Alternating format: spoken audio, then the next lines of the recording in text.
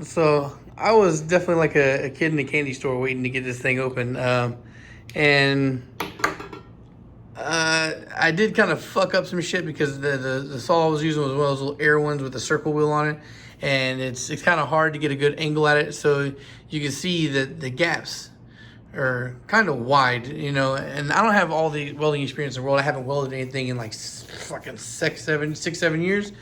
So I don't know how much of a pain in the ass it's going to be to re-weld that.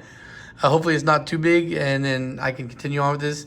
But you can see there's some ugly marks on here where I overcut on that, and that is the one that bothers me the most. It's kind of stuck out. But anyway, the whole thing is that even if I can't sell this, I can always use it for myself. I planned on using this manifold for myself anyway, and then I thought, well, let me see if I can port it and make it worth reselling, make it more valuable than it currently is.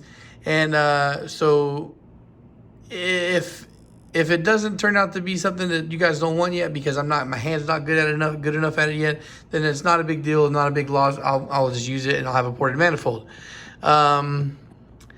So I'm gonna keep on doing this. Now it depends on how hard it is for my friend to re-weld this, or whether I'm gonna do it immediately or wait a little while until I can buy my own equipment. It's not too expensive to get the Harbor Freight shit, but I would need to get the Harbor Freight stuff, and then I would need to practice on something else. It's a process to make my hand steady enough to be able to do this. Same thing like with cutting this. I'm gonna need some practice before I get the cuts really good, and I'm gonna need a better tool. I can see why people were using that little Sawzall thing, because it makes it a lot easier to get in there. And it's not so much because the cutting wheel doesn't cut well, it's because the angle that your hand is trying to put your knuckles up against it at the same time while you're trying to cut into it. It's just pain versus having a long one that you go like this so your hand's away from it. But anyway, I was eagerly excited and waiting to get open to this motherfucker because I want to see what it looked like inside. And I think some of you people that were hating on this shit before talk about it's a casted up piece of shit. You saw the same video that I did, which was DIY Mike when they bought one of these manifolds and they were porting it. When they opened it up, they had a lot of mountainous boogers in there that was huge and needed to be cut out, and it was kind of gross looking. So to my pleasant surprise here, this one wasn't. Now, is there casting flash in here? Yeah, sure. There's still a good amount of that, but on that level that it was, where I would call it junk, nah, not at all. Let me see, get my hand balanced properly so I don't drop the damn phone. I see a lot of potential to clean up and smooth. So what I'm thinking I'm gonna do is this shit right here on the inside. I think I might hand sand it. Now again, this is the manifold I'm gonna be teaching myself on. So I'm gonna see what's worthwhile putting the effort into and what's not. It may just be that I decide that I'm only gonna port runners. I haven't decided yet.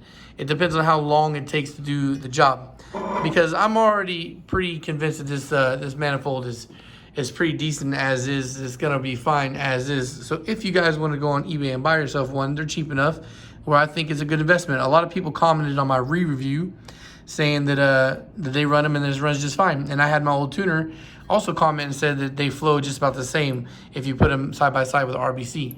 And also the cool thing is this thing comes stock with a 70mm port. Although there's still ample opportunity in here to clean this up and smooth this shit out, which I'm gonna be doing. But yeah, so overall, I'm happy with what I'm seeing, and I'd continue to run these, or I'd continue to buy these and use them as is. But definitely can see some room for some improvement here. I'm gonna try and get these tracks out, these long tracks, the casting out. So I don't think I'm gonna try and go real extreme on the porting itself, make it all huge. But I think what I'm gonna spend my time mostly focusing on is just smoothing out all the ports to make the airflow a lot smoother. And I might go ahead and gasket match the intake ports. I'm probably gonna do that. Yeah. So I'll probably gasket match the intake ports, and then just focus on smoothing out all this shit. And then I guess, guys, at the end, once it's all 100% finished, you can look at it and see the end product, and then you can tell me whether you guys want to buy it or not. For right now, I'm still sticking with the whole idea of selling these for $450 once the port work is done. But I guess I really got to see how much time it's going to take to do all this, and then you guys can be the judge when it's finished, when it's a finished product, if it looks good enough for you guys to even want to invest any money in. Yes, yeah, man, that's just ugly, bro. That's ugly. That's a nasty mark. Now, anyway, I gotta leave it to my friend to see again how bad or how much work he's gonna have to do to re-weld this. And just in case you didn't know, the other day when I was talking about, when you see people advertise cut versus uncut RBC, it's not talking about cut versus uncut as in port work.